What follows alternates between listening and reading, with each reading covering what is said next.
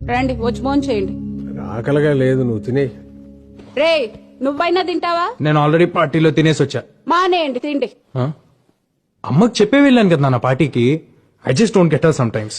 రే నీకు ఇష్టమని సాంబార్ రైస్ చేశాను, ఆకలి లేకపోయినా తిను, యాషాలేమాక. అమ్మ నాకు అసలు అర్థం కాదు నాన్న.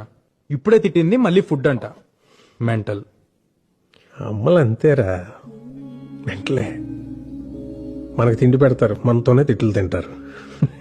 ఏమనుకోవాలని వాళ్ళు అంతేరా.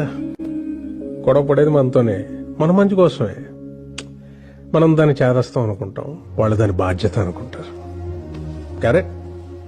యూనో సంథింగ్, ఇంట్లో అమ్మో నాన్నో తాతయ్యో నాన్నమ్మో లేకపోతే ఇంకెవరు అడుగుతారా మన్ని తిన్నావా ఉన్నావా అని? వాళ్ళు ఉన్నప్పుడు వాళ్ళు వీళ్ళు తెలియదురా.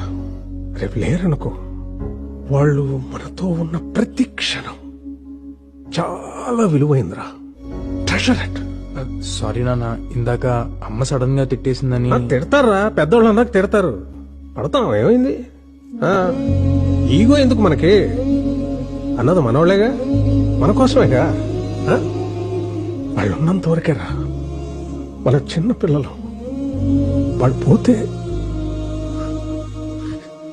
మన బాల్యం కూడా వాళ్ళతో తీసుకుపోతారా.